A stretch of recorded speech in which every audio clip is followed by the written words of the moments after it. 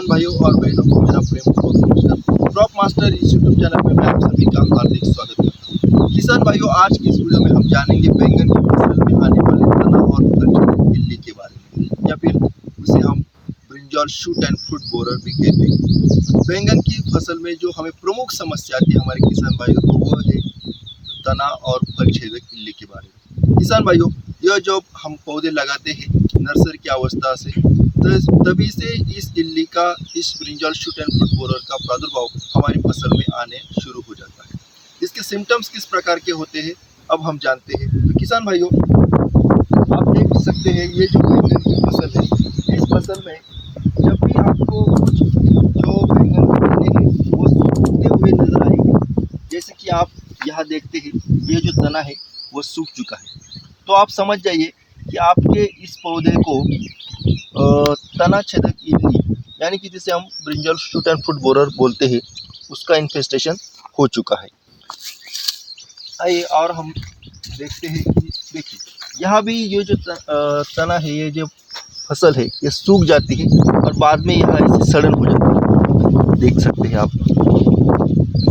तो शुरुआत में जबकि हमारे फसल में फल नहीं होते हैं, तो यह इल्ली हमारे पौधों के जो शूट होते हैं इन पर उपजीविका करती है। जैसे कि आप देख रहे हैं बहुत सारे शूट सूखे हुए हैं,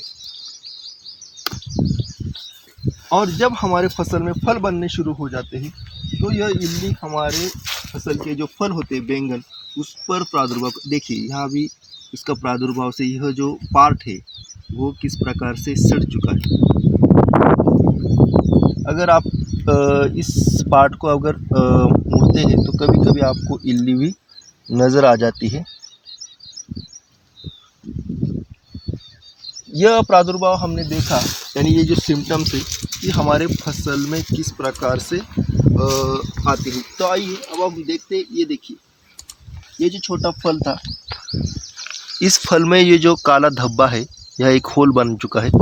तो इसमें इस प्रकार से अगर हमारे पौधे को डैमेज होता है तो यह फल मार्केट के लिए अनसुटेबल होते हैं। मार्केट में इन फलों को कोई खरीदता नहीं और हमारा नुकसान हो जाता है। यह इल्ली गुलाबी कलर की होती है। यहाँ भी आप देख सकते हैं जो फल है, इनको, यह देखिए, यह एक इल्ली आपको दिख रही है जिसका आधा भाग बाहर आ चुका है और आधी इल्ली हमारे फल के अंदर है। ये देखिए, यहाँ भी छोटे छोटे फलों को इसने किस प्रकार से, ये इसका एक्सक्रेटा दिख रहा है आपको, प्रादुर्भाव होता है।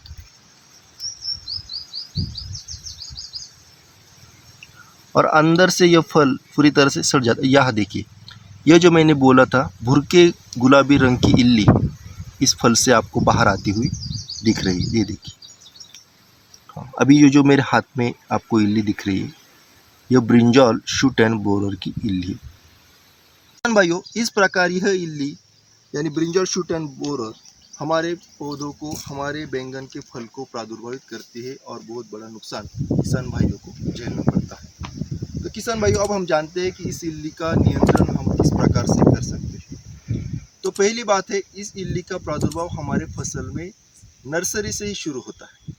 तो जब भी हम हमारे नर्सरी से सीडलिंग्स लाते हैं, वो हमें चेक कर लेना चाहिए कि उसमें इस इल्ली का प्रादुर्भाव है या नहीं है। अगर होता है तो ऐसे पौधों को हमें हमारे जो मेन फील्ड होता है उसमें ट्रांसप्लांटिंग नहीं करना है। साथ ही शुरुआती अवस्था से इसकी केयर करने के लिए हम ड्रेंचिंग कर सकते हैं लैसेंटा की, जिसमें कि इमिडाक्लोरोपिड और फिप्रोनिल नामक जो कीटनाशक है, जो संयुक्त रूप से दोनों एक ही दवा में आते हैं, उसकी 100 ग्राम प्रति एकड़ इस प्रकार से रोप अवस्था में हम ड्रेंचिंग कर सकते हैं। इस कारण हमें शुरुआत के 20-25 दिन इस इल्ली से छुटकारा मिल सकता है। उसके बाद भी किसान भाइयों, हमें रेगुलर इंटरवल में इसका सुपरविजन करना चाहिए। तो सुपरविजन इस किसान किस प्रकार कर सकते हैं, तो जो वाटर ट्रैप आते हैं ल्यूसी ल्यूअर्स नाम से, उसका ल्यूअर लगा के इस फसल में आप देख रहे हैं ये जो वाटर ट्रैप है, इस प्रकार से वाटर ट्रैप लगाना है। इसका मैकेनिज्म सिंपल है। एक बम्बू की आपको लकड़ी लेनी है, उसके ऊपर इस ट्रैप को सेट करना है, उसमें पानी डालना है। और किसान भाइयों, यह जो आपको छाते जैसा स्ट्रक्चर दिख रहा है, उसके जो नीचे अगर आप देखते हैं तो आपको एक गुलाबी कलर का ल्यूअर दिख रहा है। तो इस ल्यूअर से जो बैंगन की शूट एंड फ्रूट बोरर है, उसके जो नर पतंग होते वो आपको इसके अंदर ट्रैप होते हैं। हाँ, तो किसान भाइयों, अगर आपको ऐसे ट्रैप इस्तेमाल करते हैं तो प्रति एकड़ आपको 10 ट्रैप लगाने हैं, और 2 ट्रैप के बीच का जो अंतर है वो 75 फीट से ज़्यादा रखना है। अगर इस प्रकार से आप ट्रैप लगते हैं तो आपको समझ में आएगा कि आपके फसल में जो तना और फल छेदक इल्ली है उसका प्रादुर्भाव होने लगा है। उसके बाद आता है हम किस प्रकार के कीटनाशक का इस्तेमाल कर सकते हैं। तो किसान भाई, उससे पहले अगर आपको ऐसे प्रादुर्भावित शूट दिखते हैं तो वो जो शूट होते हैं वो आपको कैंची से कट कर लेने हैं।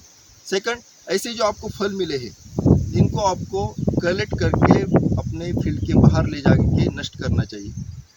और अब बारी आती है कीटनाशक कौन से इस्तेमाल कर सकते हैं।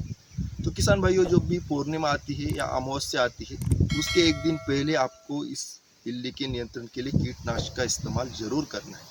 कौन से इस्तेमाल कर सकते हैं? पहला आप रॉकेट का इस्तेमाल कर सकते हैं, जिसमें कि प्रोफेनोफॉस और साइपरमेथ्रिन ये 2 कीटनाशक एक मिलाकर आते हैं, संयुक्त कीटनाशक है। उसका इस्तेमाल 2 मिली प्रति लीटर पानी इस प्रकार आप कर सकते हैं। और उसके बाद में अगर आपको 2-3 मैं ऑप्शन देता हूँ, उसके बाद आप डेलीगेट का इस्तेमाल कर सकते हैं, जिसको में स्पिनोट्रम आता है 0.5 मिली प्रति लीटर। और एक कीटकनाशक आता है एम्प्लीगो नाम से, उसमें कि क्लोरेंट्रेनिलिप्रोल और लैम्बडा साइलोथ्रिन ये 2 कीटनाशक संयुक्त रूप से आते हैं। और एक इंडोक्साकार भी आता है अवांट नाम से, या फिर उसका एक संयुक्त कीटनाशक आता है जिसमें कि इंडोक्साकार और एसिटामिप्रिड काइट नाम से, उसका इस्तेमाल 1 मिली प्रति लीटर पानी इस तरह से आप कर सकते हैं। या फिर बेल्ट एक्सपर्ट आता है बायर का, जिसमें फ्लूबेंडियामाइड और थायोक्लोप्रिड है, इसकी पेनिट्रेटिंग पावर अच्छी है, इसका भी इस्तेमाल आप 0.5 मिली प्रति लीटर इस प्रकार से कर सकते हैं। तो जो अभी मैंने दवाइयाँ बताई है, आप इन दवाइयों का अल्टरनेटली अगर इस्तेमाल करते हैं तो अच्छी तरह से आप अपनी फसल को इस कीट से बचा सकते हैं। अगर कोई ऑर्गेनिक तरीके से करना चाहते हैं तो फिर आप इसी के जो कीटनाशक इस्तेमाल करते हैं उसमें नीम ऑयल का इस्तेमाल कर सकते हैं, या फिर दशपर्णी आर्क का भी इस्तेमाल अगर संयुक्त रूप से करते हैं तो इस कीट को अच्छी तरह से, यानी उसका इस्तेमाल करने से आपके पौधों पर उसके जो मादा पतंग है वो कम आएगी और उनकी जो एग लेइंग कैपेसिटी है वो भी कम होगी। या फिर ऑर्गेनिक में आप 1 किलो आपको गुड़ लेना है, आधा किलो लहसुन और आधा किलो अदरक, इन तीनों को आपको मिक्स करना है और 15 दिन के लिए रख देना है। बाद में 200 लीटर पानी के लिए इस घोल को आप रात भर भिगो कर रखिए और सुबह इसका इस्तेमाल आपके पौधों पर करते तो इससे भी आपके पौधे को अच्छी तरह से लाभ होगा और इस इल्ली का नियंत्रण मिलने में मदद होगी। तो आशा करता हूँ यह जानकारी आप सभी किसान भाइयों को अच्छी लगी हो। अगर आपको यह जानकारी अच्छी लगी तो चैनल को सब्सक्राइब करके इस वीडियो को ज़रूर शेयर कीजिए। धन्यवाद।